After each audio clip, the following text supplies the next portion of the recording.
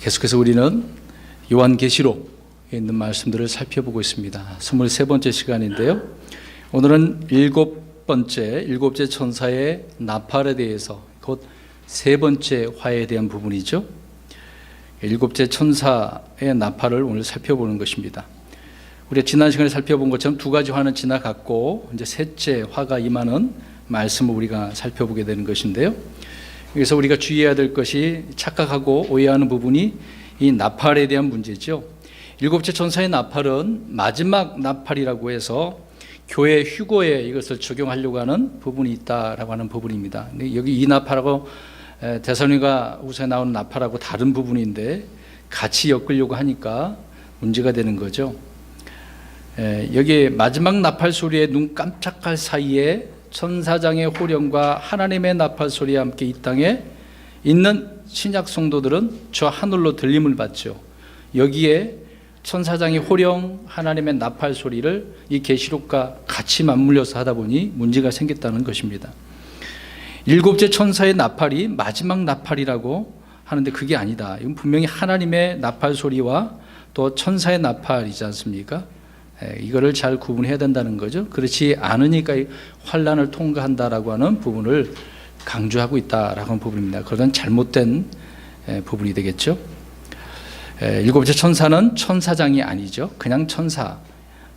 일곱의 그 천사 중에 그 한 천사가 일곱 번째로 이 나팔을 부는 부분인 것이죠. 일곱째 천사의 나팔은 하나님 나팔이 아니다라고 분명히 말씀드렸습니다. 데살로니가서 4장 16절과 다르다라고 하는 부분이죠. 진리의 말씀을 바르게 그래서 우리가 정확히 나눠야 되는 부분이죠. 그리고 주님은 일곱째 천사가 나팔 불기 전에 사도 요한에게 여러 가지 명령을 주셨습니다. 우리가 저번에 살펴본 것 좀 복습 좀 하겠습니다. 힘센 천사의 손에서 책을 받아 먹으라라고 해서, 그래서 그 말씀을 받아 먹고 대언해야 함을 말씀해 주었던 거죠. 그 다음에는 갈대를 받아서 성전과 제단을 측량해야 된다라고 하였던 것입니다. 그러한 내용들을 우리가 살펴보았던 것입니다. 주님은 42개월 동안 그리고 또 이방인들에게 짓밟힐 그 예루살렘에 대해서 말씀해 주셨는데요. 그동안 하늘에서 내려온 두 증인이 굵은 베옷을 입고 천지면 60일 42달이 되겠죠. 그 기간 동안 대언할 것이라고 두 증인의 사역에 대해서도 우리가 11장 1절서부터 쭉 살펴보았습니다. 이들은 두 증인은 땅에 하나님 앞에 서 있는 두 올리브 나무 두 등잔대였다라고 살펴보았죠.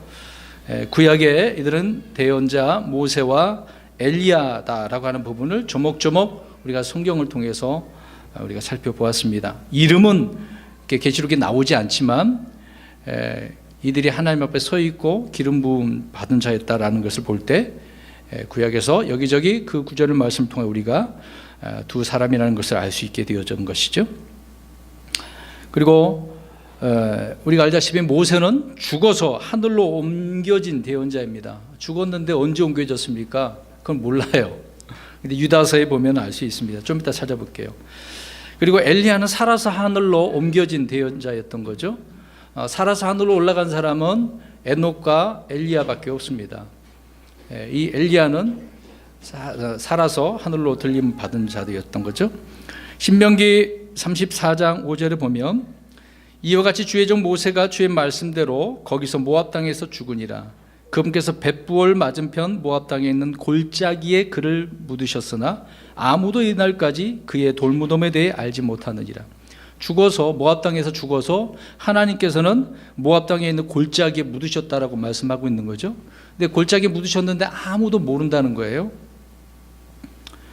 그러니까 가나안 땅에 들어가기 직전이 되겠죠. 그러니까 120살까지 살다가 모세는 죽었습니다.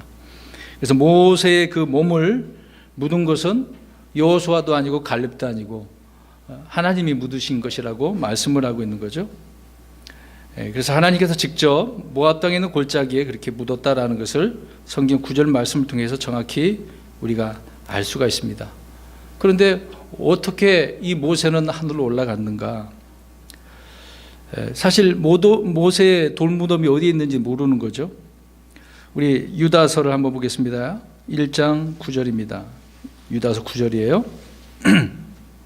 많은 분들이 이 부분에 대해서 좀 이해를 못할 수도 있습니다. 우리 성경 공부 시간에도 살펴보았던 부분인데요. 모세는 이미 하늘로 옮겨졌어요. 읽어봅니다. 시작. 그러나 천사장 미가엘도 모세의 몸에 대하여 마귀와 다투며 논쟁할 때에 감히 그에게 욕설로 비난하지 아니하고 다만 이르되 주께서 너를 꾸짖으시기 원하노라 하였느니라. 하나님께서 모세의 몸을 친히 이렇게 묻으셨지 않습니까? 이 모세의 몸에 대해서 천사장 미가엘과 또 마귀가 다투며 논쟁을 하는 거죠. 무슨 논쟁이냐? 이 마귀는 죽은 자들에 대한 부분에 대해서 자기 거라고 생각하는 거예요. 부활하려면 때가 있어야 되는 건데 이미 하나님께서 부활시켜서 데리고 올라갔단 말이죠. 이 부분에 대해서 마귀와 다툰 그런 논쟁에 대한 부분입니다. 이 모세의 몸을 하늘로 가져갔기 때문에 그래서 논쟁이 일어났다고 유다서에 말씀을 하고 있는 것입니다. 모세는 주님의 그 십자가와 부활 이전에 그래서 엘리야와 같이 하늘에서 내려와서 주님과 대화를 나누죠. 변화산이라고 말하는, 흔히 말하는 변화산에서 주님과 이 부분을 대화를 한 내용을 우리가 알 수가 있습니다. 그러니까 이들이 하늘로 가지 않았다고 한다면 내려올 수 없겠죠. 그래서 모세는 시내산 땅에서 주님을 직접 만나고 대화했던 사람이지 않습니까?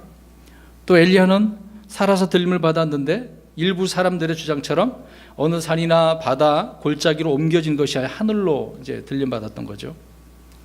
아무튼 모세와 엘리야는 하나님 앞에 섰고 내려와서 주님과 대화를 나눴다라고 하는 부분입니다. 그래서 이 두 사람은 그분의 변화산에서 고난과 죽음에 대해서 주고받고 이런 대화를 했던 거죠. 그것을 통해서 하나님 말씀 대언해주고 있는 그런 내용이라는 것을 알 수 있습니다. 그래서 이들이 누군가라는 것 또한 스가랴서 4장 14절에도 말씀하고 있는 것도 우리가 지난 시간에 살펴보았습니다. 이 대화를 할 때 두 증인의 사역은 권능을 동반해서 표적과 이적을 통하여 42개월 동안 대언하는 겁니다. 이때 두 증인이 말씀을 전할 때는요, 은혜의 말씀을 전하는 게 아니에요. 주를 대적하는 사람들에게 하나님의 말씀을 대언함으로 인해서 그들에게 고통을 주는 말씀이라는 겁니다. 두 증인은 사람 믿지 않고 주님을 받아들이지 않는 사람들에게 고통을 주는 말씀을 주는 거죠. 그래서 물과 불로 그들을 괴롭히는 그런 내용들이었던 거죠. 고통을 주는 거였습니다. 주님의 말씀을 듣고 복을 받고 은혜를 받는 때가 아니다는 거죠. 이때는요. 두 증인이 전하는 말씀은 고통을 주는 그런 말씀이었다. 참, 근데 오늘날 지금 이 은혜 시대는 어떤 말씀입니까? 고통을 주는 말씀인가요? 그렇죠. 은혜의 말씀이죠. 그러니까 지금 교회가 휴거하기 전까지 우리는 이 은혜의 말씀을 많이 받아 먹어야 됩니다. 주님의 말씀 조금이라도 우리에게 고통을 주는 게 아니고 유익되고 은혜가 넘치게 해주는 말씀이잖아요.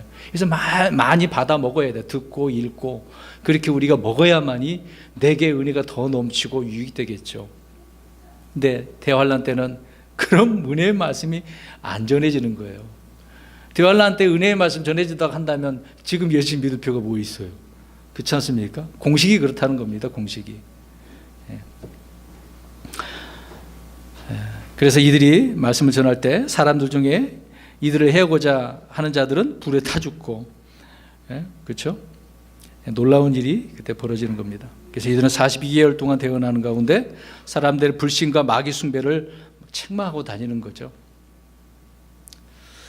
사람들의 죄를 막 지적하고 공개적으로 드러내고 꾸짖고 직접 죄에 대한 심판의 표적들을 막 물과 불로 나타내고 하니까 사람들이 어떻습니까? 두 사람을 좋아해요? 미워하잖아요. 그 내용 나오지 않습니까? 그래서 이 사람들이 나중에 죽었는데 어떻게 해요? 그들이 기뻐하고 선물을 나눠주고 이런 일이 벌어지는 거예요. 얼마나 미웠겠습니까? 좋은 말씀 좀 전해주지. 지금 좋은 말씀을 잘 받아들여야지. 그 당시에는 그렇지 않다라고 하는 부분을 강조해서 한 번 더 말씀드리는 겁니다. 아무튼 이들이 말씀을 전하다가 우리가 살펴본 대로 바닥 없는 구덩이로부터 올라오는 짐승에게 죽임을 당하죠. 그리고 사흘 동안 사람들에게 보여지고 조롱당하게 되어지고 또 하나님의 보내신 그 영을 통해서 다시 생명이 들어가서 살아나고 그들의 발이 서서 하늘로 올라가게 되어지는 부분을 부활에 대한 우리가 살펴보았습니다. 이것은 환난 성도의 부활이라고 살펴보았던 거죠. 그러다가 그때 이리로 올라오라 할 때 이렇게 올라가게 되어지는 부분을 우리가 살펴보았습니다. 자, 그렇게 이제 둘째 화가 끝나고 셋째 화네, 오늘 그래서 14절부터 읽었는데요. 14절에 둘째 화는 지나갔으며 보라 셋째 화가 속히 임하는도다. 둘째 화는 여태까지 말씀드린 거 복습해서 또 말씀드렸으니까 그대로고요. 세 번째 화, 자, 이거는 바로 이제 중간 휴식이 없이 바로 세 번째 화가 오는 것입니다. 근데 내용을 쭉 읽어보면 도대체 무슨 화냐라고 볼 수가 있어요. 이제 끝난 거예요. 더 이상 돌이킬 수 없어요. 이제 물론 이 환난 때에도 말씀을 전하고 그들이 받아들여야 되는 부분이 아니겠습니까? 근데 더 이상 기회가 없어지는 것이니까 돌이킬 수 없는 그 때가 지나간 셋째 화를 말씀하고 있는 것입니다. 보라 셋째 화가 속히 임하는도다라고 할 때 둘째 화는 끝나고 셋째 화가 바로 임한다라고 하는 그런 내용이 14절 말씀인 것입니다. 간단한 내용이니까요. 15절 보십시오. 오늘 본문의 15절입니다. 일곱째 천사가 나팔을 불매 하늘에 큰 음성들이 있어 이르되 이 세상의 왕국들이 우리 주와 그분의 왕국들이 되었고 그리스도의 왕국들이 되었고 그분께서 영원 무궁토록 통치하시리로다 하니.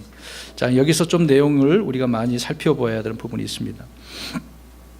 이제 드디어 천사가 반복해서 선포했던 세 가지 화 중에서 셋째 화가 이제 선포되어지고 있는 그런 내용의 말씀이죠. 우리가 이미 앞에서 살펴본 부분인데요. 천사가 선포하기를 일곱째 천사가 음성을 내는 날들에 하나님의 신비가 그분께서 자신의 종 대언자들에게 밝히 드러내신 것 같이 이루어지리라.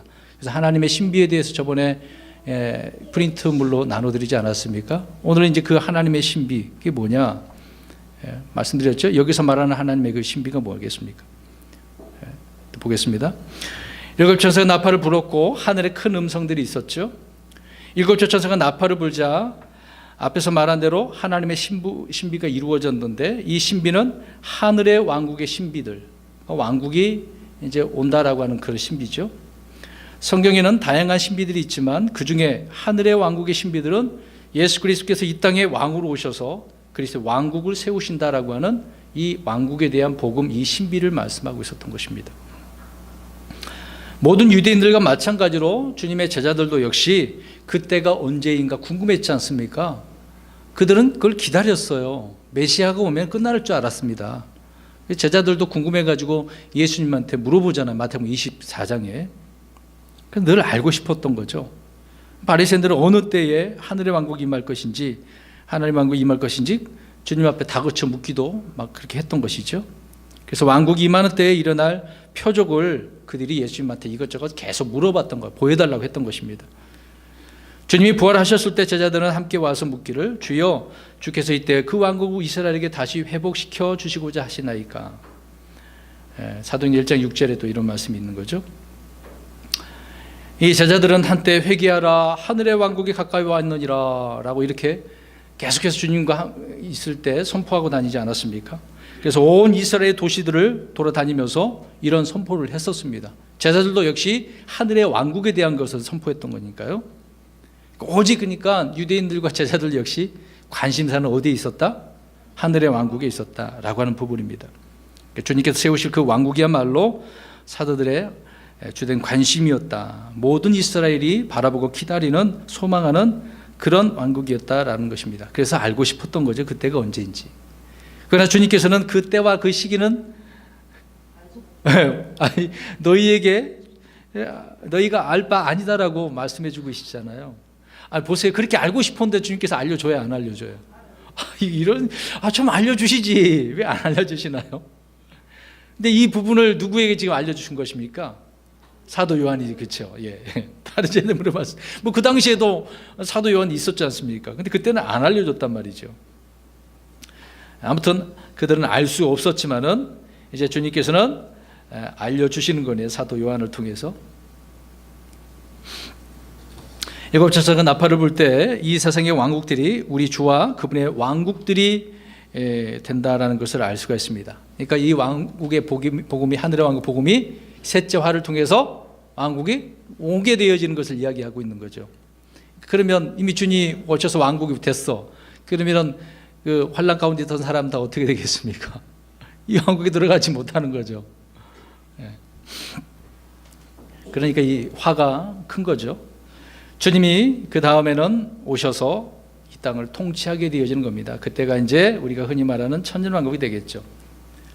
자, 첫사람 아담이 잃어버렸던 그 왕국의 통치권을 예수님께서 이제 다시 회복하시는 부분인 것입니다. 그러니까 우리가 창세기 1장, 2장, 3장 그 내용을 통해서 또 하나님의 아들이 되는 그 권능에 대해서 제가 또 설교한 부분이 있지 않습니까? 이미 하나님의 천사들에게 그 하나님 아들들이라고 그러잖아요. 그들에게 주었던 이 땅을 더럽혔기 때문에 이제 아담을 통해서 주셨고 또 아담은 실패했고 또 이스라엘 백성들도 하나님의 아들들이었다고 하지 않습니까? 그래도 실패했잖아요. 그래서 진정한 하나님의 아들이신 예수님께서 회복시키는 거잖아요. 또 우리도 하나님의 아들들이 되었고 이것을 이제 우리에게 주시는 것 아니겠습니까? 그런 내용을 우리가 또 지금 자세히 또 할 수는 없으니까 아무튼 주님께서는 회복시키는 것이에요. 심판하시고 난 다음에 일곱째 천사가 자기 병을 쏟아부을 때 하늘의 성전에서 또 왕자로부터 다 이루어졌다라고 계시록 16장 17절에 이런 음성이 나오게 되었습니다. 그래서 일곱째 그 천사는 일곱으로 일하시는 그 체계에 있어서 마지막 그 천사가 되겠죠. 그러니까 이런 부분이 있습니다. 지금 뭐 수학 그런 부분을 통해서 뭐 십진법이냐 이진법이냐 막 그런 얘기 나오잖아요. 성경은 여기 보면은 성경 다 일곱에 대한 이야기니까 어떻게 보면 칠진법이라고 할 수 있을까요? 근데 그런 부분인 것입니다.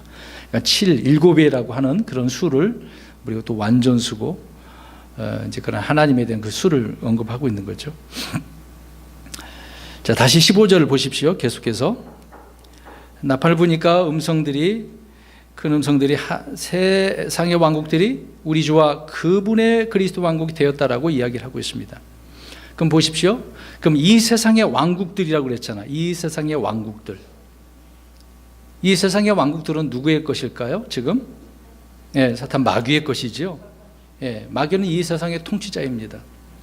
이 점에서 우리가 좀 오해를 하지 말아야 될 부분인데요. 잘 보십시오. 이 세상의 왕국들이라고 했습니다. 하나님의 왕국도 아니고 하늘의 왕국도 아니에요. 예수 그리스도는 하늘의 왕국을 선포하셨죠. 누구든지 또 성령으로 거듭나면 하나님의 왕국에 들어갈 수 있는 것입니다. 성경에는 이전 세상과 현 세상과 또 다가올 세상이 있지 않습니까? 이건 잠깐 간단하게만 말씀드릴게요. 이전 세상은 하나님의 아들들, 아까 얘기했던 것처럼 타락하기 전에 하나님 천사들을 말하고 있는 거죠. 그들이 통치했던 것이고, 그리고 이 현 세상은 아담에게 줬지만 아담이 실패해서 마귀에게 또 넘어가 빼앗긴 거죠. 그 다음에 세 번째로 다가올 세상은 천사들이 아니라 우리에게 맡겨졌어요. 자, 다가올 세상이에요. 우리에게 맡겨졌다고요. 그게 천년왕국인데. 히브리서 2장 5절에 그분께서 다가올 세상 곧 우리가 말하는 그 세상을 천사들에게 복종시키지 아니하셨느니라. 우리 그리스도인들에게 줬다는 얘기죠. 오늘 본문 다시 보십시오. 이 세상의 왕국들이 누구의 왕국이 되었어요? 그리스도의 왕국들이 되었다라고 말씀하고 있습니다. 한 번 더 말씀드리지만 우리가 살고 있는 이 세상은 악한 세상이에요. 좋은 세상이 아닙니다. 왜? 마귀에게 속해 있기 때문에.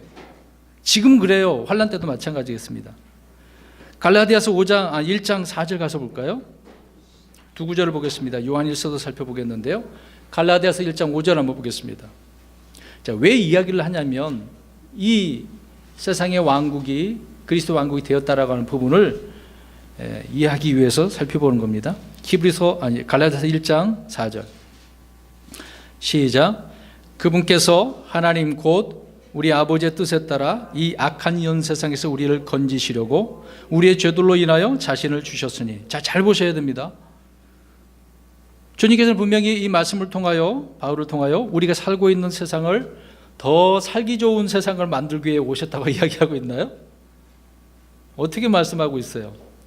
교회가 이런 일을 해야 되나요? 살기 좋게 하기 위해서? 아니죠. 그 얘기 아닙니다. 그래도 불구하고 우리는 세상의 빛이지 않습니까? 세상의 빛. 물론 우리가 세상의 빛과 소금이 돼야 돼요. 주님을 드러내야 돼요. 근데 이것 좀 오해를 해서 세상을 개혁하기 위해서, 개선하기 위해서 이 빛으로 우리가 사역을 해야 된다. 그렇게 오해를 해서는 안 될 것입니다. 물론 우리가 빛으로서 세상의 어둠을, 악함을 빛으로 드러내야 되는 거죠. 선과 악이 무엇인지를 그리스도인들이 그렇게 해야 되는 건 당연한 것입니다. 근데 이 악한 세상을 새롭게 좋게 만들려고 우리를 빛이 되게 했다? 그 얘기는 아니라는 겁니다. 이거 우리가 잘 알아야 된다는 거죠. 우리가 정말 이 어둠을, 악함을 바로 드러내려고 그렇게 빛으로 살게 되어지면 세상은 우리를 어떻게 해야 할까요? 지금 점점점 세상이 어떻게 그리스도인들을 미워하고 싫어하죠? 배척하죠? 요한일서 5장 19절에 보면 또 우리는 하나님께 속하고 온 세상은 사악함 가운데 있음을 우리가 아느니라. 자, 중요합니다. 우리는 누구에게 속했어요? 하나님께. 세상은 사악함 가운데. 세상이 악하다고 하는 것은 주님의 증언하심을 통해서 우리가 알 수 있습니다. 근데 이 악한 세상을 선하다라고 할 수 있어요, 없어요? 안 된단 말입니다. 근데 이 악한 세상을 어떻게 선하게 바꿔요? 우리는 못 바꿔요. 바꿀 수가 없어요. 주님 오시기 전까지는. 될 수가 없습니다. 이걸 오해를 해서 예전에 그 어거스틴 같은 경우에는 그래서 하나님의 도성이라고 하는 책이 그러거든요. 우리가 주님 오시기 전에 잘 만들어 보자. 그래서 주님의 나라를 건설하자. 그 얘기잖아요. 그런데 이거는 아니란 말입니다. 그렇게 될 수가 없다는 거예요. 분명히 주님께서는 악한 세상이라고 하잖아요. 누가 이 통치하고 있다고요? 사탄이. 안 된다는 겁니다. 또 그러면 우리가 많이 오해를 하고 있어요. 요한복음 17장에 보면 자, 세상을 위해서 우리가 기도해야 될까요? 안 해야 될까요? 해야 돼요. 세상을 위해서는 기도하면 안 돼요. 우리 사는 동안 우리 그리스도인들 어떻게 믿음을 사는 그런 부분이지만 이 세상을 좋게 만들어 주시면 안 된다고요. 그게. 예. 그런 세상을 위해서, 마귀를 위해서 우리가 그렇게 기도할 수 없는 거죠. 이 말에 대해서 우리가 좀 이해를 해야 됩니다. 어떤 이들은 주님께서 세상을 이처럼 사랑하셨다라고 말합니다. 이제 요한복음 3장 10절에 세상을 이처럼 사랑했다고 하니까 사랑해야 된다고 그렇게 오해를 하는 거잖아요. 그런 부분의 말씀이 아닌 것입니다. 실제로 어떤 크리스천들은 그래서 이런 부분을 오해해서 세상을 사랑하자, 아름답게 만들어보자, 이제 그렇게 주장하는 바가 있습니다. 그런 부분이 좀 벗어난 부분이 되겠죠. 아무튼 주님께서 이 악한 세상을 사랑한 것은 아닙니다. 오셔서 우리를 소금과 빛이 되어짐으로 드러내라고 말씀을 하고 있는 거죠. 그래서 우리를 이 악한 세상에서 건지시려고 오셨다는 거예요. 건지시려고. 안 되니까, 이 세상을 선하게 지금 그렇게 되지 않으니까 여기서 건지시려고 오셨다, 그 얘기를 하는 것입니다.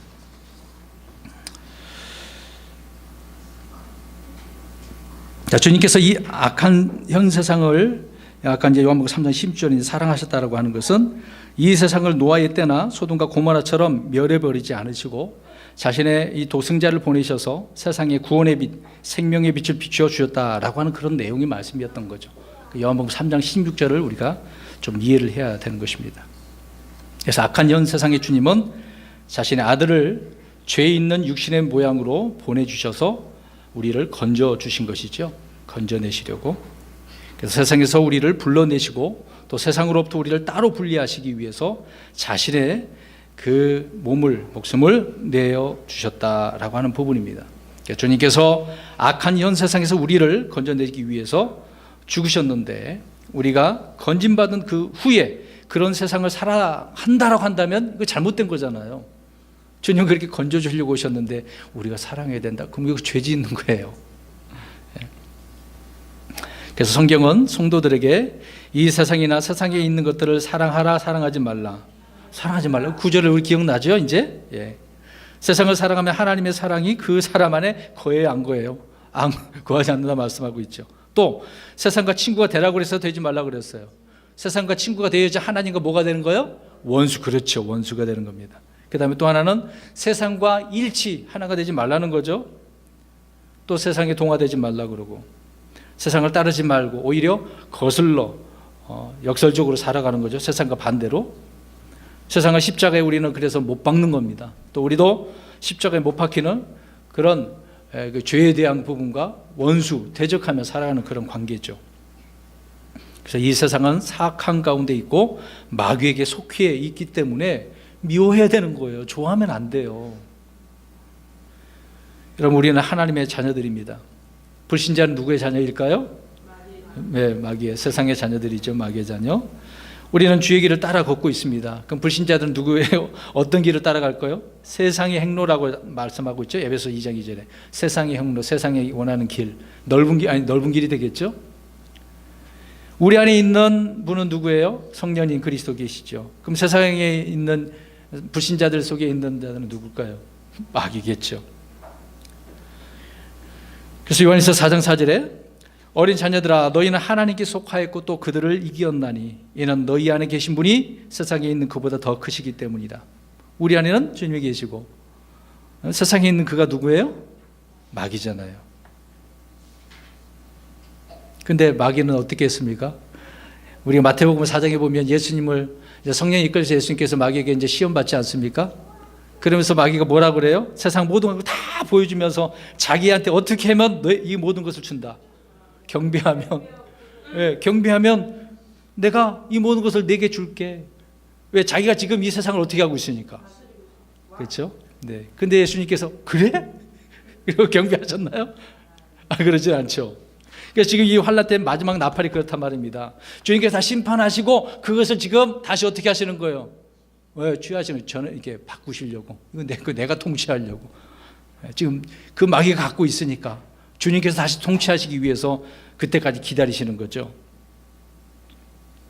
마귀는 세상의 모든 왕국들과 그것들의 영광을 예수님에게, 자기에게 경배하는 조건으로 줄 수 있다고 말을 합니다. 막 교환하자는 거네요. 자기는 경배받고 이거는 너가 갖고, 이런 식으로 뭐 딜 하나요? 딜? 예수님은 마귀에게 세상 왕국을 얻고자 하지 않았습니다. 세상 왕국은 심판당해서 멸할 것이기 때문에 그러는 거죠. 멸한 다음에 주님께서 새롭게 하셔서 주님의 왕국을 만드는 거죠. 일곱째 천사가 나팔을 불 때 예수님께서는 마귀가 주겠다고 했던 그 왕국을, 그래서 그리스도의 왕국을 차지하게 되시는 거죠. 이 세상의 왕국들이 우리 주와 그분의 그리스도의 왕국들이 되었고 라고 하는 이런 말씀은 통치체제가 이제 완전히 전환되어지는 거예요. 주님의 것으로. 뭐 평화로운 정권 이제 넘겨줄게, 그렇게 아니죠. 잘못된 것을 바로 잡으시는 거죠. 세상을 멸하시고 다시 주님 것으로 회복시키는 것입니다.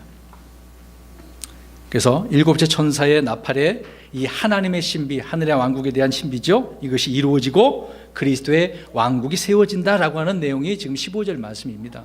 중요한 부분이기 때문에 좀 길게 얘기하는 거예요. 또 계속해서 15절에 그분께서 영원 무궁토록 통치하시리로다라고 말씀을 하고 있습니다. 이 통치는 실제적인 권력을 가지고 통치하는 이때는요, 보이지 않는 뭐 영적인 그런 게 아닙니다. 주님이 세우시고 다스릴 왕국, 지금까지 이 땅에 존재했던 어떤 왕국과도 비교할 수 없는 그런 때가 되겠죠. 하나님께서 하늘에서 친히 내려와 오셔서 이 땅에 세우시는 이 왕국이 하늘의 왕국, 곧 천년 왕국이다라고 하는 부분입니다. 그래서 다니엘서 7장 26절에서 27절에 말씀하고 있죠. 좀 읽어보겠습니다. 또 살펴봅니다. 다니엘서요. 다니엘서 7장 26, 27절 읽겠습니다. 7장 26, 27 시작. 그러나 심판이 진행된 즉 그들이 그의 통치 권세를 빼앗아 그것을 끝까지 소멸시키고 파멸시킬 것이요 왕국과 통치와 온 하늘 아래 왕국의 위대함이 지극히 높으신 이에 성도들의 백성에게 주어지리라. 그분의 왕국은 영존하는 왕국이며 모든 통치 권세가 그분을 섬기며 순종하리라. 모든 통치 권세 그분을 섬긴다. 주님만이 다스리는 그런 때가 되는 거죠. 그래서 이 왕국이 바로 복음서에 나오는 하늘의 왕국, 바로 이것입니다. 하나님의 신비죠. 또 계시록 19장 6절을 보면 제가 그냥 읽을게요. 또 내가 들으니 큰 무리의 소리 같기도 하고 많은 물들의 소리 같기도 하며 우렁찬 천둥들의 소리 같기도 한 음성이 이르되 할렐루야, 주 하나님 곧 전능하신 분께서 통치하시는도다. 전능자께서 통치하시는 거죠. 그래서 성경이 말하는 신비, 하늘의 왕국의 큰 주제가 바로 이것입니다. 오늘날 크리스천들은 구원과 교회에 관심을 갖지만 주님의 가장 큰 관심은 지금 왕국이에요. 또 하나는 스트론이라고 하는 용어 있죠. 왕좌 탈환입니다. 왕자. 물론 계속해서 하나님 앉아 계시지만 누가 이걸 뺏으려고 하는 거, 누가 앉으려고 그래요? 사탄이요. 주님께서는 이 왕자가 어떤 왕자라는 것을 보여주고 있는 것입니다. 그래서 우리가 창세 전과 이게 현 세상과 또 다가올 세상을 이해하면 하나님께서 이걸 보여주고 계시는 거구나 알 수가 있습니다. 계속해서 하나님께서 온 세상을 통치하신다라고 주장하는 무리들이 있어요. 자 보세요. 다시 하나님께서 온 세상을 통치하시는 건가요? 이게 아니라는 겁니다. 이 악한 세상에서 주님께서는 관심이 없다니까요. 누구의 것이기 때문에. 그래서 멸하시는 거예요. 이게 관심이 없어요. 고린도후서 4장 4절에 이 세상의 통치자가 이 세상의 신인 마귀라고 분명히 말씀하고 있죠. 마귀의 통치 아래 있기 때문에 그렇다. 그래서 대환란 때 이 적그리스도가 이 땅에 등장해서 직접 온 세상을 다스리고 통치하게 되어지는 거죠. 이런 것을 하나님께서 못 보시는 거예요. 볼 수가 없어요. 이 악한 자들이 하나님의 것을 왕국을 빼앗아서 그렇게 하려고 하고 있으니 그래서 심판하시는 거죠. 아무튼 이 왕국은 이 땅에서 1000년 동안 있게 되어질 것입니다. 그래서 천년왕국이라고 말을 하고 있는 거죠. 그래서 이 천년왕국은 계시록에 6번씩이나 언급을 하고 있는 것입니다. 그래서 이 기간 동안에 이제 마귀요 사탄이 저 용이고 옛 뱀인 사탄은 무엇을 하고 있을까요? 어디에 있을까요? 결박 당해서 바닥 없는 구덩이에 1000년 동안 갇혀 있잖아요. 그런데 나중에 잠깐 풀려서 대적하려고 했지만 많은 무리들이 같이 어디로 가는 거죠? 불호수에 던져지는 거죠. 네, 그런 내용입니다. 그러니까 천년왕국에는 사탄이 없는 세상이죠. 그때는 물론 살아서 천년왕국에 들어가는 사람, 또 태어난 사람들이 있겠죠. 근데 그때는 죄를 지을 수가 없어요. 바로바로 죄를 지으면 즉결 심판이 되기 때문에 두려운 거예요. 그러니까 물론 사탄은 갇혀 있지만 사람들 마음속에는 무서우니까 죄를 지을 수는 없고, 만약에 천년까지 살았다라고 한다면 나중에 사탄이 풀리면 육신적으로 들어가는 사람들의 마음속에 그런 악함이 드러나는 거죠. 그러니까 많은 분들을 어떻게 했습니까? 사탄이 하나님 대적하려고 모으잖아요. 그러니까 그만큼 그때 이제 죄를 마음속에 품었던 사람들이 드러났다는 거가 되겠죠. 참 이게 천년왕국 들어가도 그런 문제가 있네요. 참 이제 그 내용은 또 우리가 계속해서 자세히 살펴보도록 할 겁니다. 그리고 대환란 때 이기는 자들은 모두 부활하지만 나머지 죽은 자들은 천년왕국이 끝날 때까지 부활하지 못하는 거죠. 그러니까 나중에 다 이제 부활하게 될 때 집어넣게 되어지는 거죠. 자, 이 왕국에서 크리스천들은 그리스도와 함께 이 땅에서 왕과 제사장에 대해서 우리는 다스리게 될 것입니다. 이 부분을 우리가 다 얘기했으니까요. 또 천년왕국에서 통치할 사람들은 첫 번째 부활에 참여한 자들이죠. 첫째 부활에 참여한 자 3단계라고 여러 번 말씀드렸습니다. 또 대환란 때 순교한 자들 역시 이들도 통치하게 될 것이고요. 그리스도와 함께 천년 동안 통치하게 될 것입니다. 그렇지만 그들은 천년왕국이지만 우리는요 영원토록이에요. 물론 천년왕국 때도 그렇지만 영원토록 우리에게는 그 권세가 계시록 22장 5절에 말씀을 하고 있습니다. 그러니까 우리 지금 현재 그리스도인들 이 교회에 믿는 자들에게 주어지는 특권이 얼마나 큰 건데요. 이 특권을 가지고 싶지 않다는 사람은 환난을 들어가야 되고 고난당하게 된다고 하니까 그럼 거기 가서 죽어버리면 견디지 못하면 다 못 갖는 것 아닙니까? 지금 줄 때 받지. 그런 얘기가 되겠죠. 계속해서 15절 보십시오. 계속해서 그분의 그리스도의 왕국들이 되었고 그분께서 영원 무토록 통치하신다라고 하고 있는데 여기 보면은 우리 주와 그분의 그리스도의 왕국들이 되었고 그분께서 또 삼위일체에 대해서 설명하고 있는 거죠. 자, 주, 그리스도, 그분 이렇게 나옵니다. 성삼위 하나님에 대해서 계속해서 언급을 하고 있네요. 언제나 항상 하나님께서는 이렇게 일하고 계시는 것을 알 수 있습니다. 간략하게 내용은 그렇게 있으니까 설명을 하고 넘어가는 겁니다. 자, 15절이 이렇게 좀 길게 얘기했지만은 이런 내용들이라는 것을 말씀해 주고 있습니다. 그 다음에 16절 보십시오. 오늘 본문의 16절. 하나님 앞에서 자기 자리에 앉아있던 24 장로가 엎드려 얼굴을 대고 하나님께 경배하며 나팔을 불고 난 다음에 이제 그리스도 왕국이 되었다는 선포와 더불어서 24 장로가 또 등장하네요. 스물네 장로는 요한계시록 4장 5정에서 이미 나왔는데 또 나오네요. 그들은 왕자 둘레에 앉아 있었던 사람들인데 누구라고 그랬습니까? 이들이요? 예, 구원받은 크리스천들, 성도들의 대표죠, 대표. 근데 이것이 뭐 12지파 또 12사도 그래 버리면 안 되는 거예요. 예. 어린 양의 피로 구속받은 자들이라 분명히 말씀하고 있기 때문에요. 그래서 24 장로가 나올 때면 항상 이들이 누구 앞에 엎드려져 있는 거예요? 하나님 앞에 엎드려 있어요. 뭐뭐 앞에 엎드려 항상. 예, 그렇게 되어 있습니다. 내용이 그래요. 지금 계시록에. 그러니까 이들은 하나님과 어린 양께 항상 어떻게 하고 있는 거예요? 경배하고 있는 거죠. 엎드려서 주를 경배하는 거예요. 이들은 또 11장에서 나오고 다시 19장에서 또 나옵니다. 모든 장에서 그들은 엎드려 경배하는 자들로 등장하고 있는 거죠. 그러니까 이들이 하늘에서 무엇을 하고 있는 거예요? 계속해서 경배하는 거예요. 우리가 그래서 하늘에 올라가면 주를 경배하는 거예요. 거기서 사는 물론 평안없고 안식하고 얼마나 행복하겠습니까? 항상 주를 경배하는 거죠. 근데 지금 이 땅에서 게을르게 하는 사람 좀 경각심을 가지고 생각을 해봐야 되겠죠. 하늘에서는 항상 하고 있는 건데.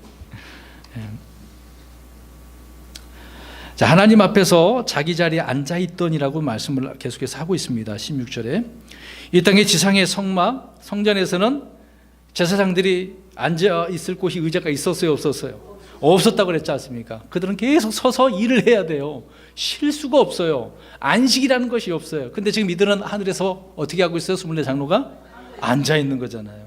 안식이 있는 거죠. 여러 번 말씀드렸으니까요. 이해를 하시고. 그래서 요한이 하늘에 올라갔을 때 처음 본 것이 왕자 둘러 있는 24 자리였다고 계시록 4장 4절을 우리가 살펴보지 않았습니까? 그래서 장로들은 그 자리에 흰 옷을 입고 머리에 금관을 쓰고 앉아 있었던 것입니다. 땅의 성막과 하늘의 성막의 이 차이점을 우리가 이해할 수 있는 거죠. 하늘의 성막에서 성도들은 그래서 이런 안식을 누리게 될 것이다 라고 하는 부분입니다. 그래서 이들에게는 안식과 평강과 기쁨이 있는 거죠. 자, 17절입니다. 이르되 오 주 하나님 전능자여 지금도 계시고 전에도 계셨으며 앞으로 오실 주께 우리가 감사를 드리면 주께서 친히 주의 권능을 취하시고 통치하셨기 때문입니다. 이들이 계속해서 엎드려 경배하며 찬양하네요. 어떻게 부릅니까? 하나님을요? 오 주 하나님 전능자여, 전능자여. 신약 성경에서 계시록을 제외하면 전능자라는 말이 한 번밖에 안 나와요. 고린도후서 6장 18장에 거기만 전능자가 나오고 계시록에는 물론 8번이나 나와요. 그렇죠. 하늘에 계신 분이 어떤 분인가를 이렇게 말씀해주고 있는 거죠. 전능하신 분이죠. 장로들이나 그룹들은 하늘에서 주 하나님을 이렇게 주 곧 전능자라고 부르는 겁니다. 그러니까 우리가 하늘로 올라가서 이렇게 부르는 거예요. 지금 우리는 어떻게 불러요? 아바, 아버지 하나님 그렇게 부르지 않습니까? 근데 하늘에 가서는 전능자라고. 물론 환난 성도들 역시 올라가서 주 하나님을 주님을 전능자라고 그렇게 부르는 거죠. 15장 3절, 16장 7절에 그렇게 말씀을 하고 있는 것입니다. 또 그들이 계속 말합니다. 지금도 계시고 전에도 계셨고 앞으로도 오실 주라고 합니다. 이런 표현 역시 계시록에 4번이나 반복을 하고 있어요. 1장 4절, 4장 8절, 11장 17절, 16장 5절에. 이것이 요한이 한 번 얘기했고 네 짐승이 얘기했고 장로들이 한 번, 천사들이 한 번 각각 이렇게 한 번씩 했네요. 이 말씀은 주님께서는 시간을 초월하여 영원히 계신 분이라는 것을 이야기해 주고 있는 거죠. 시간 개념이 하나님께서는 없어요. 영원하신 분이니까. 이 땅에서나 지금 시간 개념이 있는 거죠. 앞으로도 오실 주라는 표현은 앞으로 계실 분이라는 그런 뜻입니다. 또 계속해서 주께서 친히 주의 큰 권능을 취하시고 통치하셨기 때문이다라고 말씀하고 있죠. 이 세상의 사람들은 어떻게 이야기합니까? 권력을 나눠야 된다고 해요? 한 사람이 취해야 된다고 그래요? 나눠야 된다고 하잖아요. 누가 독단적으로 취하는 거 싫어하잖아요. 근데 지금 이때는 어떻게 된다는 겁니까? 주님께서 절대 권력을 갖는 거죠. 완전히 신정 정치가 되는 겁니다. 절대 왕정의 그 때가 이제 천년 왕 때가 되어진다는 거죠. 이때는 누구의 의사도 안 물어봐요. 지금은 정치 잘하려고 하면 보장을 두고 말 잘 잘 들어야 되잖아요. 의견 수렴하고 바른 판단을 해서 해야 정치가 될까 말까 할 정도 아닙니까? 그때는 주님께서 누구에게 물어볼 필요도 없어. 주님이 어떤 분이신데요? 전능자시기 때문에. 그런 절대 권력을 가지고 주님께서는 이제 다스리는 때가, 통치하시는 때가 천년왕국 때다라고 말씀을 하고 있는 것입니다. 전도서 8장 4절에 왕의 말씀이 있는 곳에 권능이 있나니. 자, 말씀 있는 곳에 뭐가 있어요? 권능이 있어. 얼마나 큰 권능인데요. 이 말씀 그대로인 것입니다. 자, 17절에서 주의해야 될 것이 있는데요. 시제 문제입니다. 과거, 현재, 미래 이런 부분 속에 이걸 시제라고 하지 않습니까? 그 때가 언제냐 지금 이야기하고 있어요. 왔다 갔다 합니다. 잘 보십시오. 15절에 보니까 통치하시리라. 과거, 현재, 미래 뭐예요? 미래죠. 근데 17절에는 통치하셨기 때문이에요. 그 언제예요? 과거네요. 이게 갑자기 미래로 갔다가 갑자기 또 과거로 갔네요. 지금 한 구절 속에 천년, 2000 이 개념이 다 있는 거예요 지금요. 천년이라고 하는 부분 속에. 자, 일곱 천사가 나팔을 불 때는 미래형이었어요. 그러니까 리라라고 앞으로 통치하실 것이다라고 이야기하고 있는 거죠. 근데 24 장로는 과거형으로 말하고 있네요. 왜? 이미 다 심판하고 끝나서 그렇게 통치하고 있는 것이니까. 그럼 물론 이제 천년이 지난 다음에 대한 부분이니까요. 자, 이 이유가 무엇인지 잘 생각해 보시기 바랍니다. 문장에 그 문맥에 다 답이 나와져 있습니다.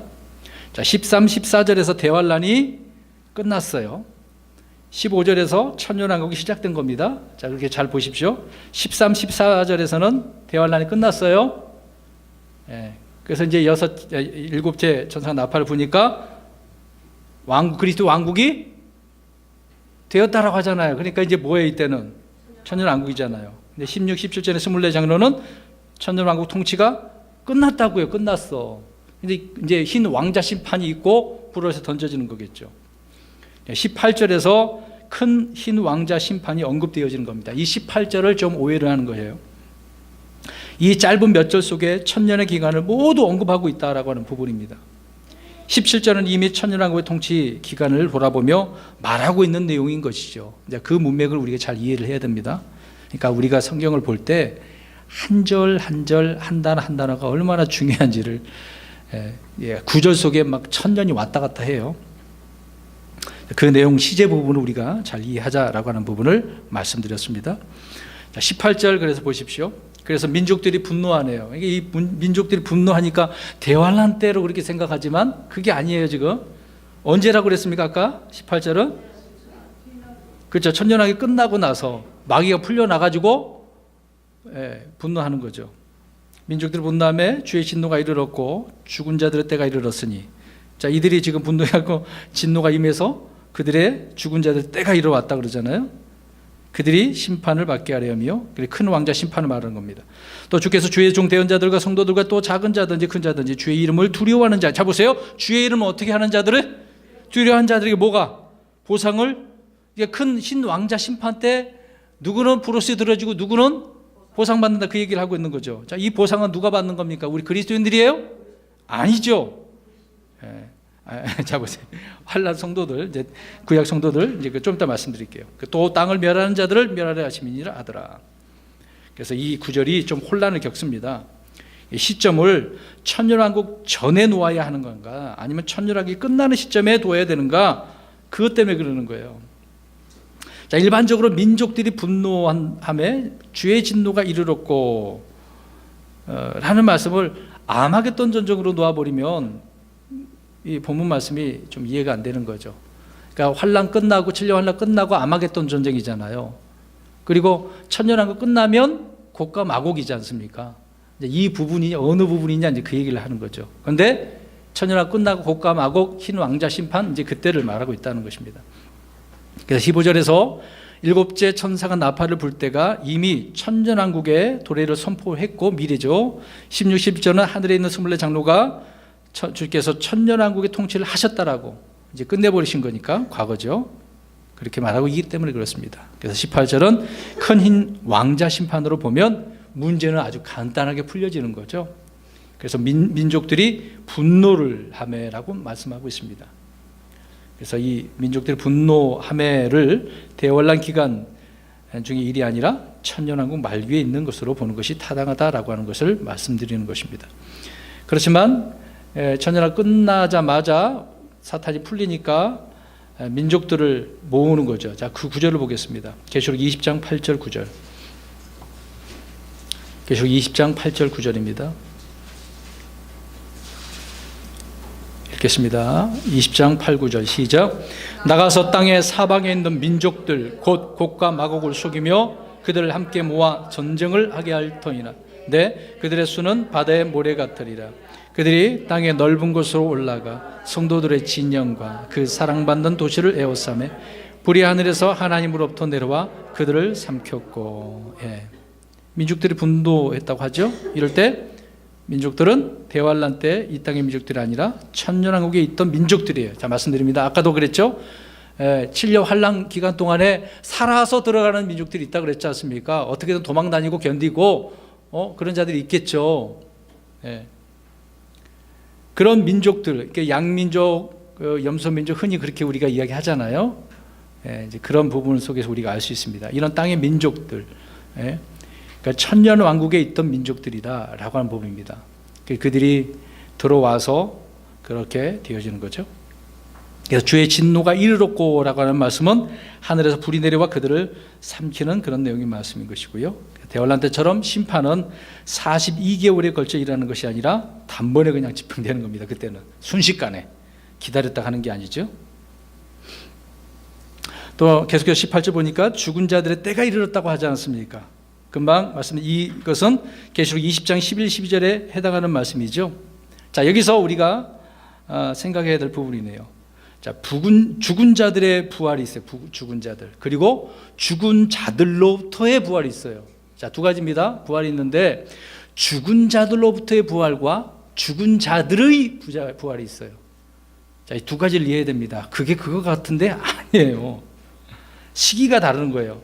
죽은 자들로부터의 이때는 언제겠습니까? 첫째 부활 우리가 얘기할 때 구약 성도들 있었죠. 처음 천열배. 그 다음에 우리 그리스도인들 부활하거나 후기 올라가게 되겠죠. 그 다음에 환난 성도들 가운데 죽은 자들로부터 부활이죠. 근데 죽은 자로부터니까 아직 죽은 자들은 있고 거기서 부활한 자들이잖아요. 이것이 다르죠. 예수님 그리스도께서도 죽은 자들로부터 부활하셨다고 그랬지 않습니까? 그러나 죽은 자들의 부활은 무슨 부활이겠어요? 심판, 정죄의 부활, 악인들의 부활을 말하는 거죠. 이들은 천년왕국이 지나야 부활하게 되어지는 것입니다. 그들 다 살아나요. 부활돼서 저 불옷에 던져지는 거게 되겠죠. 그래서 죽은 자들의 때가 이르렀으니 심판을 받게 하려 함이요라는 이런 말씀은 이들은 그리스도의 심판석이 아니라 큰 흰 왕자 심판이라는 거죠.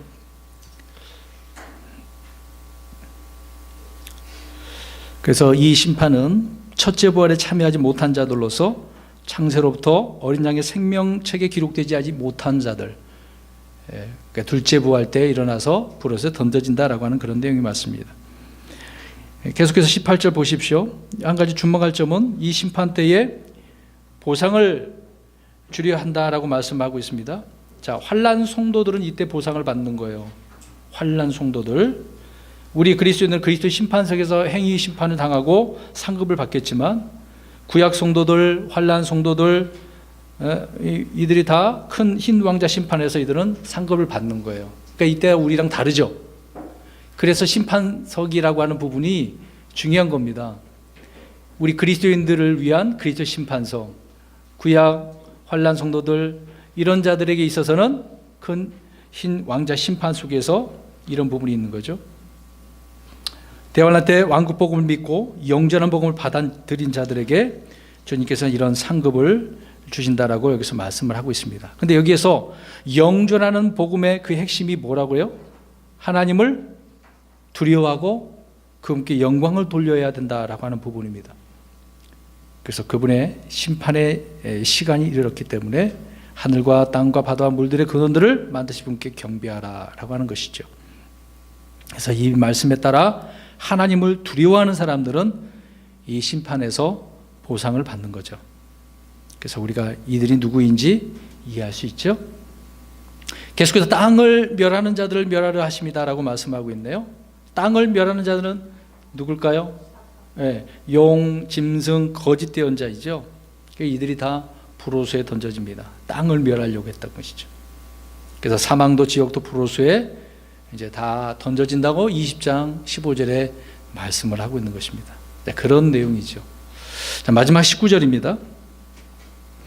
하늘에 있는 하나님의 성전이 열렸는데 그분의 성전 안에 그분의 상속 언약궤가 보이며 또 번개들과 음성들과 천둥들과 지진과 큰 음박이 있더라. 항상 마지막 천사가 무엇을 했을 때 번개, 음성도, 천둥도 이렇게 나오네요. 자, 앞에부터 살펴보겠습니다. 자, 이제 하늘의 성전이 어떻게 됐습니까? 열려져 있네요. 이 하늘의 성전이 어디에 있어요? 하늘에 있네요. 그래서 하늘의 성전이죠. 그러니까 땅의 성막과 성전은 하늘에 있는 성전의 모형을 패턴의 양식에 따라 만들어 놓은 거죠. 진짜는 저 하늘에 있어요. 이 하늘에 있는 것이 이제 이 땅에 내려오겠죠. 그래서 하늘에 하나님의 성전이 이렇게 열렸습니다. 물론 사도 요한은 올라가서 이미 이것을 보았지 않습니까? 그런 내용을 앞에서 우리가 다 살펴보았던 거고요. 근데 여기 보니까 뭐가 있어요? 상속 언약궤, 궤에 대한 이야기를 좀 하려고 합니다. 궤에 대한 이야기예요. 하늘의 성전에 특이한 것이 많이 있는데 그 중에 이 상속 언약궤라고 이야기합니다. 물론 근데 우리가 이 궤에 대한 부분을 이미 지상의 그 성막, 성전을 통해서 우리가 알 수가 있지만 이것은 지상의 성막이나 성소에 있던 것이 지금 어디에 있는 거예요? 하늘에 있는 거예요. 이 땅에 있었던 것이 지금 없어졌어요. 어디로 갔는지 몰라요. 근데 내용을 보면 지금 하늘에 있어요.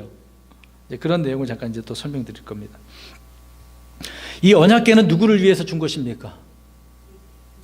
그렇죠, 이스라엘. 우리 그리스도인들이 이 언약궤 필요하나요? 아니, 우리에게는 그게 아니에요. 교회에 준 것이 아니고 이스라엘에게 준 거예요. 이 언약궤는. 물론 그 의미를 우리가 교훈을 바로 알아야 되겠죠. 교회는 성전이나 언약궤와 상관이 없어요. 주님께서 우리에게 명령하신 것이 뭐겠습니까? 지금 올라가시면서 명령하신 딱 두 가지가 있어요. 땅과 포도즙, 그러니까 주의 만찬이 있고요. 침례를 주라고 명령하셨어요. 두 가지 명령밖에 없습니다. 자, 교회에 주어진 것은 주의 만찬, 이 식탁이라는 거예요. 식탁, 테이블. 그래서 우리가 주님 오실 그 날까지, 공중으로 올라가기 전까지, 휴가하기 전까지 주의 만찬을 하며 그분을 기억해야 된다고 고린도전서 11장에 말씀하고 있는 거죠. 자, 이 궤, 식탁, 더 말씀드리겠습니다. 땅에서 지성소에 있던 언약궤는 그 언약궤를 통해 주님께서 거하시는 곳이라고 말씀하고 있어요. 거처예요, 거처. 왜? 이스라엘 백성들과 함께 한다라고 하는 그 의미 속에 항상 말씀이 있는 곳에 주님이 계시다라고 하는 부분 아닙니까? 근데 이방인들의 때가 되어져서 주님의 영광이, 성전에 있던 영광이 어떻게 됐습니까? 떠났어요. 떠나버렸어요. 쉐카이다라고 하는 것이 영광이거든요. 하나님의 영광. 그래서 그 주님의 영광이 떠나버렸어요. 이스라엘 백성들이 반역을, 죄를, 우상을 섬김으로 인해서.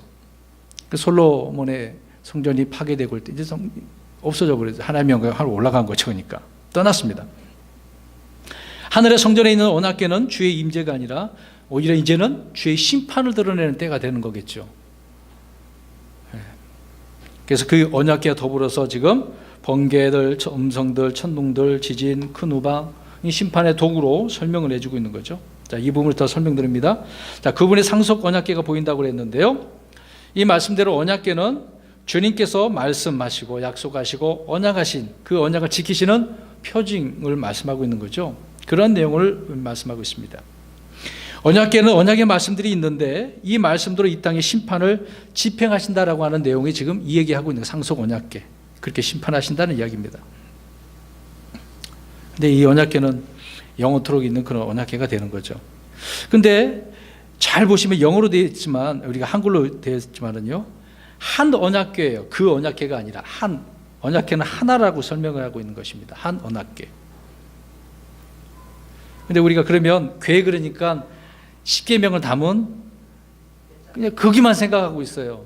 여러분이 창세기에 보면 6장에 볼 때 하나님께서 세상을 심판하려고 노아에게 뭘 만들려고 그랬어요? 그 방주가 궤예요, 궤. 영어로는 아크가 이제 궤를 말하는 거거든요. 궤짝이에요, 궤짝. 근데 우리 말로는 그냥 방주라고 배라고 생각하잖아요. 근데 영어 성경은 동일하게 아크라고 되어져 있어요.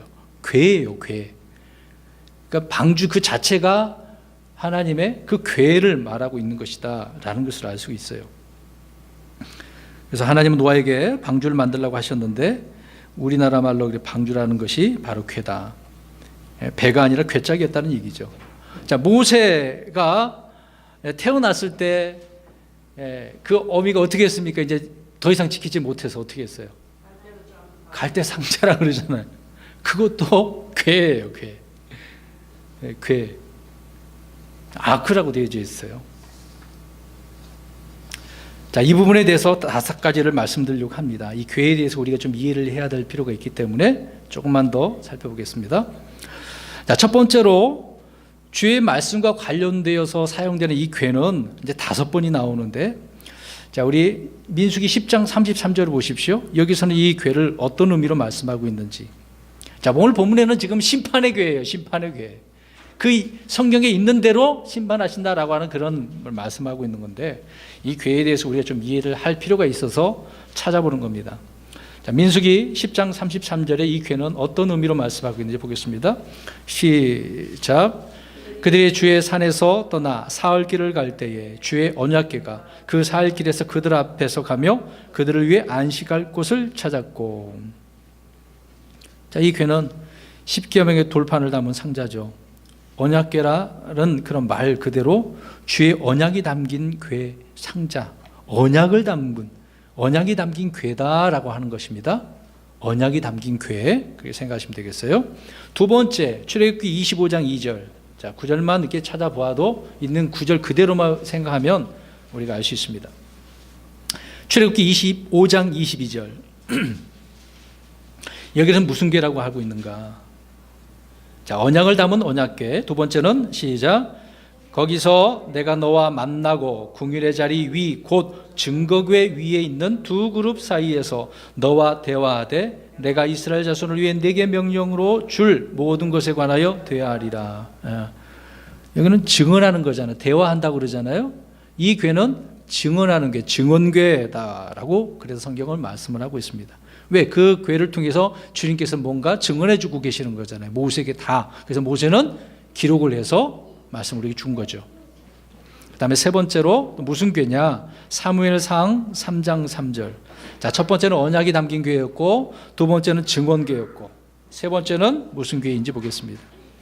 사무엘상 3장 3절. 읽어봅니다. 3장 3절 시작. 주의 성전 안에 있던 하나님의 등불은 아직 꺼지지 아니하였는데 그곳에 하나님의 궤가 있더라. 사무엘이 잠자려고 누웠는데. 자, 여기 하나님의 궤, 이 궤는 지금 사무엘이 거기서 어떻게 하고 있어요? 하나님께서 어떻게 하신다는 거야? 그 궤에 있는데. 아니, 거기에 지금 하나님께서 임재하신다는 얘기죠. 네. 궤가 있더라. 사무엘이 잠자려고 누웠다. 참, 사무엘은 어떻게 궤 옆에서 잤나 봐요. 물론 그 안에 들어가지 않겠죠.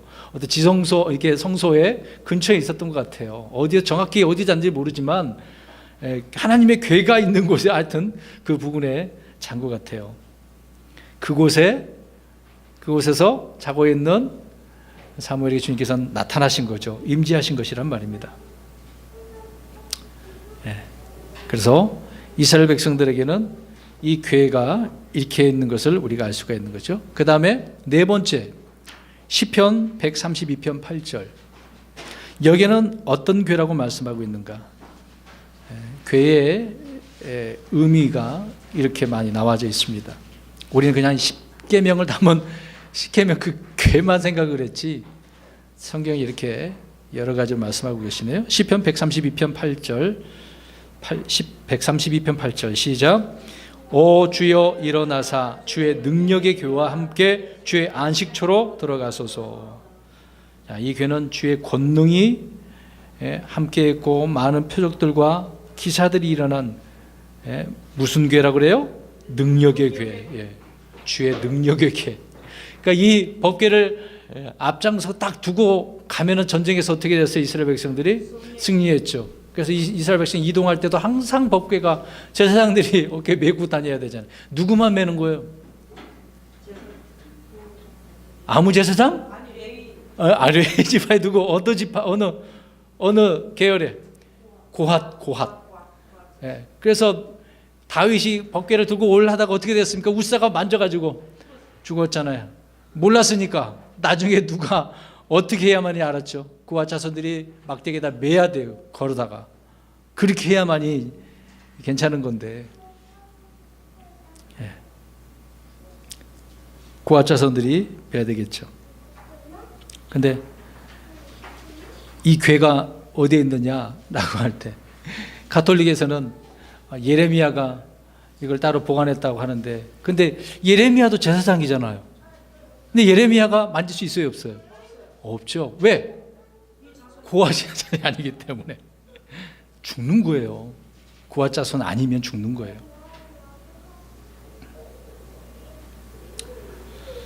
자, 하늘에 있는 성막은 원형 그대로의 성막으로서 땅에 있는 성막이 불타 없어져도 영원하겠죠. 천정왕국의 성전에 언약궤가 그대로 있는 것처럼, 이제 나중에 에스겔 성전, 그 이제 천년왕국 때 세워질 그 성전 아닙니까? 그때도 우리가 보면 알 수 있겠죠. 근데 이제 나중에 솔로몬의 그 성전에서 떠났던 주의 영광이 돌아오게 되어집니다. 그 구절 우리 한번 볼게요. 에스겔 43장 2절에서 5절입니다. 우리 좀 읽겠습니다. 이거는요. 우리가 주일 오후 시간에 이제 29장이면 그걸 우리가 살펴보거든요. 에스겔 성전 43장 2절에서 5절입니다. 43장 2절에서 5절. 주의 거처 성전에 대한 이야기 딱 나오죠. 에스겔 43장 2절에서 5절까지 그냥 쭉 읽어봅니다. 시작. 보라, 이스라엘 하나님의 영광이 동쪽 길에서부터 임하더라. 그분의 음성은 많은 물들의 소리 같았고 땅은 그분의 영광으로 말미암아 빛나더라. 그것이 내가 본 환상의 모양 곧 내가 그 도시를 멸하러 왔을 때 본 환상과 같았고 그 환상들이 내가 그발 강가에서 본 환상과 같았기에 내가 얼굴을 대고 엎드렸는데 주의 영광이 정면이 동쪽을 바라보는 문의 길을 통해 그 집으로 들어가니 이처럼 그 영께서 나를 위해 안뜰로 들어가셨는데 보라, 주의 영광이 그 집에 가득하더라. 떠났던 영광이 어떻게 됐어요? 예, 돌아오는 거죠. 네, 가득하게 이곳에 임하게 되어진 것을 설명을 하고 있습니다. 예, 이제 나중에 천년왕국 때 이런 영광의 때가 또 있게 되겠죠. 그다음 마지막 끝 부분에 뭐 번개들, 음성들, 천둥들, 지진들, 재심과 우박이 있네요. 이게 심판의 도구로 계시록에서 4번이나 나오고 있습니다. 그러니까 다시 이제 이 문맥을 보면 또 다시 대환란 때의 시점으로 돌아오고 있는 거죠. 그러니까 미래로 갔다가 과거로 갔다가 또 다시 이렇게 돌아오는 부분이 되는 거죠. 물론 앞으로 미래의 일들 가운데 미래에서 또 과거로 이제 그런 부분이 되는 거죠. 이것이 이제 계시록 6장 12절에서 14절에 나오는 6번째 봉인, 그리고 또 16장 21절에 나오는 7번째 병에 대해서도 같이 끝나는 끝부분의 장면이 되겠죠. 그러니까 6번째 봉인 마지막, 그 다음에 7번째 나팔 마지막 끝, 그렇죠? 그 다음에 7병 끝부분, 이때를 끝을 말하고 있는 것입니다. 자, 오늘 이렇게 우리가 7째 천사의 나팔, 3번째 화에 대해서 살펴보았습니다. 주님께서는 세상 왕국들을 다 굴복시키시고 멸하시고 그리스도의 왕국으로 전환시키는 때가 이제 이때 되면 된다는 것이죠. 우리 미리 이것을 알고 있고 또 그때가 되어서 또 24 장로가 주 앞에 주 곧 전능자여라고 경배드리는 것처럼, 그 앞에 엎드려 경배드리는 것처럼, 그때 우리 그런 모습으로 주 앞에서 주를 섬기게 될 것이고, 또 악한 자들은 심판받아서 불에 던져지는 그런 부분도 우리 살펴보았습니다. 아무튼 우리가 더 주님의 이 계시록을 통해서 바르게 계시록을 이해해서 이리저리 치우치지 않기를 간절히 바랍니다.